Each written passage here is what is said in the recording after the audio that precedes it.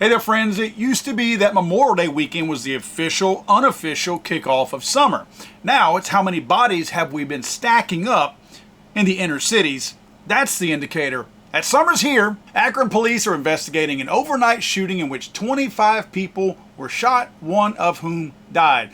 Several 911 callers reported shots being fired just after midnight in the area of Kelly and 8th Avenues, according to a Sunday news release from police. Soon after, area hospitals reported numerous patients coming into emergency departments with gunshot wounds. As of Monday morning, Akron police have tallied at least 25 victims, including a 27-year-old man who has died. Some of the victims are in critical condition as we speak, while others have suffered from non-life-threatening injuries. So far, officers have recovered a firearm and several dozen shell casings from the scene, according to the release. Unfortunately, nobody has been arrested, and they have zero leads. If you do a quick Google search, you will find that this is being called everywhere a massive mass shooting. This is a mass shooting, right? After midnight, blocked from the projects. Yeah, you know, if you look at the pictures from the scene, it doesn't look like this is a mass shooting, if you ask me. I know it meets the new definition. We can create a new definition every other week and suddenly fit everything into that box and call it what we want to call it. So their new definition of a mass shooting, oh yeah, this meets it, right? The implication that this is some random shooting, that some sociopath who just wants to kill as many people as possible randomly is being floated, as always, to try to get people to fear what might be a real rampage killing and ignore the fact we got a gang problem. You can call it a gang problem officially if you want to, or we can call it a gang problem unofficially. What I mean by that is, obviously, this is not some guy who was treated poorly when he was young that all of a sudden decided that things snap, I'm going to go kill as many people as I can. Let's just say that if that were the case, this would literally be the first time in history that a mass shooter, quote unquote, hit at a street party where everybody was partying and drinking after midnight. It's like literally never, ever happened before. This ain't a mass shooting. This is a gang shooting. This is a confrontation shooting. This is what I tell you guys all the time. Time of day and geography. Those are the two indicators of what we're dealing with here. Not the people necessarily, although obviously that's the main factor in all of this. But time of day. After midnight. Would I have been there? Nope. Geography. Looks like a nice seedy part of town. Railroad tracks right around the corner. Not a great part of town. Would I have been there after midnight? No. And to be quite frank, the only reason I would probably be ever in this neighborhood is to ask old boy who has that purple Monte Carlo right there, hey man, how much you want for it? So you know who's not at risk of being shot during this, quote, mass shooting? Me. And most of you out there. While I'm concerned about this, because the wackos on the far left and the talking heads are all wanting to talk about gun legislation now. You notice how nobody's talking about gang members, confrontations? Notice how nobody's pointing at the people? Notice how all these politicians that they trotted out for this are already talking about new legislation? Because they don't want to talk about their people. And what I mean by their people, their constituents. They want to ignore the fact that we got a people problem over here. Because it's way easier and lazy to sit here and blame a gun. It's easy to look like you're doing your job whenever you say, we got a gun problem. Let me read some of the things that some of these, quote, leaders, and boy, do I use that term loosely. Let me read you some of the things that they're saying right now.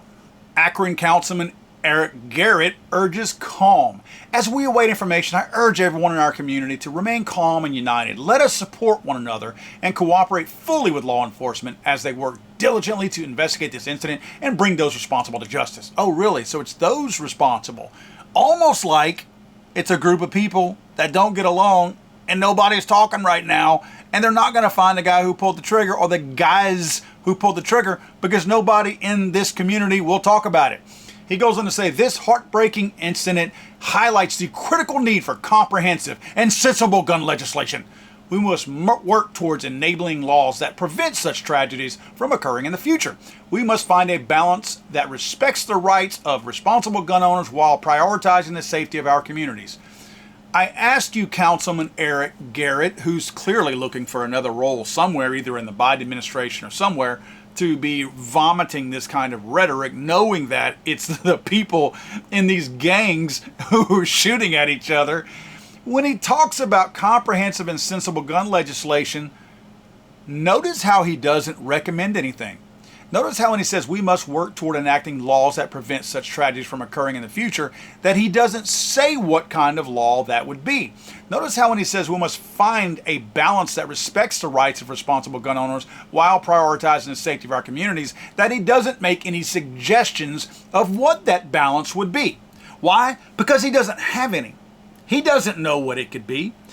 Unless he's willing to go down here and start knocking on doors and talking to parents about their kids, you got no solutions. There's not one law that would have prevented somebody from using a gun that was probably stolen. Uh-oh, did I hurt a feeling? Did I hurt somebody's feelings? Yeah, let's face it. This gun that they found is likely stolen. It probably was not dropped by accident.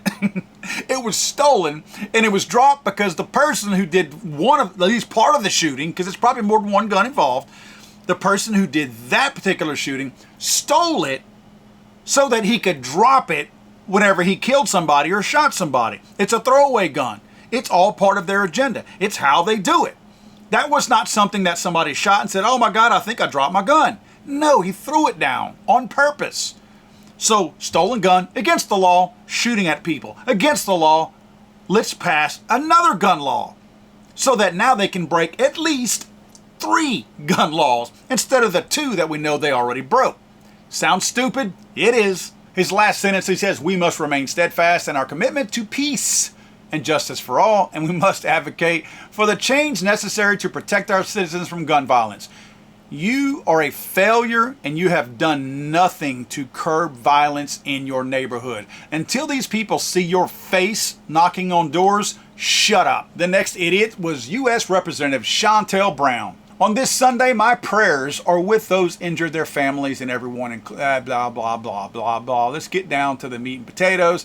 The pain of gun violence continues to be felt across Northeast Ohio, and it's sickening to see another, quote, mass shooting, as Shontel calls it, so close to home. People can't live like this, fearful they won't be safe at a block party. While we await more details on this shooting, it is abundantly clear we have a national problem and have had one for decades. Shontel, can you tell me what that problem is? Because I don't think you can identify it. When you say there's too many guns on the street, you got to do better than that, sister girl. Saying too many guns on the street means nothing. Are you talking about stolen guns? Oh.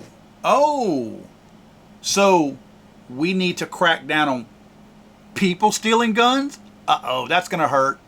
That might cost you some votes. If you start talking about the people committing the crimes, you're going to lose some votes. And that's not going to be good for you. So let's keep our focus on the mean old guns, right? We need comprehensive gun safety legislation to strengthen background checks. Wait a minute, Shontel. First of all, you don't have a suspect. You got a gun, but you don't have a suspect. So do you know if a, quote, strengthened background check would make a difference?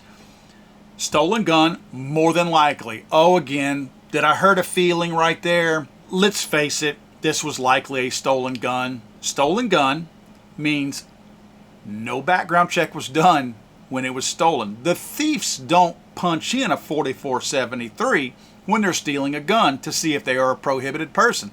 The fact that they stole the guns means that they are committing a crime. They are failing the background check while they're stealing the gun. So no kind of background check would have mattered. Are you talking about outlawing private sales? Probably so. Do you think that there is a gangbanger out there who is stealing guns and selling them that is waiting for that new law to take place so they can start making their thief friends who are buying their stolen products fill out a background check? Come on, stupid. Chantel, you got to do better than this, because you're saying stuff because it sounds good, but anybody with half a brain knows that you are an idiot and you're repeating stuff that nobody believes in. Nobody thinks is a solution to your problem. Close loopholes that keep allowing dangerous individuals to purchase guns. You are going to find, again, that your gun that they found was stolen. Nobody allowed that dangerous person to have a gun. It didn't meet whatever criteria you're wanting to set additionally. It almost makes me wonder if you're not just trying to attack honest, law-abiding gun owners, because the gangbangers who stole this gun and sold it to one another would never have gone through your process that you're talking about to outlaw private sales, ban assault weapons and high-capacity magazines, and more. There is no indication, and I'm going to make this jump, there's no indication that a, quote, assault weapon was used here. In fact, I can tell you that assault weapon, quote, unquote, was not used here, and I'm referring to an AR-15 to use the proper terminology. The reason why I know that is because it's not in the headline. If you people had recovered an AR-15 or an AK-47, we would know about it because it'd be in the headline. Since it's not in the headline, I know it's a handgun. So again, you're suggesting laws that do nothing to prevent what you have right here. This almost seems like you don't want to fix the problem. You seem very disingenuous. Let's just call you a liar, and let's just call you a charlatan. It seems like you are in way over your head. You have no real solutions, and you're parroting the BS that everybody else has already said because you're too stupid to have your own solutions. You'll probably get reelected because the constituents like people like you, not willing to fix the problem and not willing to call it out for truth. I would like to remind everybody once again that the scenes that you are looking at right here are not indicative of any kind of, quote, rampage killing in the history of rampage killings. Look at all of your yellow markers out there. Now, those are evidence markers, so it doesn't automatically indicate a shell casing. But the amount of shell casings that they're talking about, this is likely, and more than likely, all shell casings. Look at them and how scattered out they are. If only one gun was involved, this guy must have been running back and forth, up and down the street, up into yards, and just running in circles, shooting at people all over the place. You know why that's such a stupid comment? It's because we know that's not what happened. There were multiple guns on the scene. Again, the one dropped was one of the stolen ones, more than likely, or maybe one of the guys, the guy who actually died, or one of the ones who actually got shot. It's very possible they could have dropped their gun whenever they got hit. I can guarantee you there was more than one gun used in this gang shooting, this street party that went south. Friends, there is no solution to this problem as long as these politicians are not honest with themselves. They're all failures. Every one of them's failures. I don't care what their political, I know what their political party is, but I don't care what their political party is. We have failures. John Cornyn, lead Republican, failure. These people that have come forth in Akron and talked about gun violence and a number of other things are all complete failures.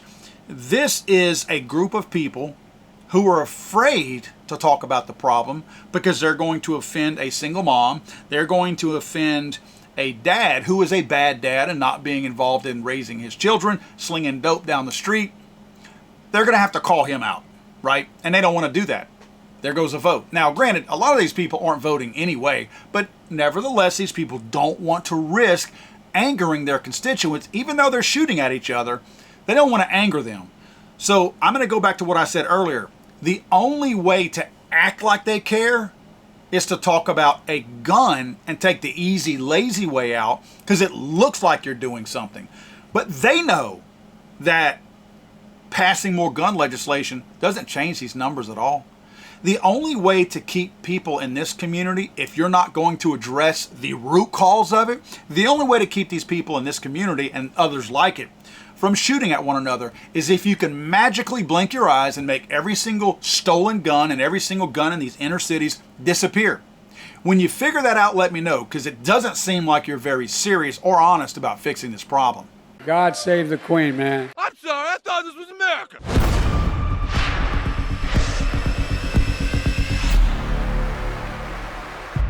Survival!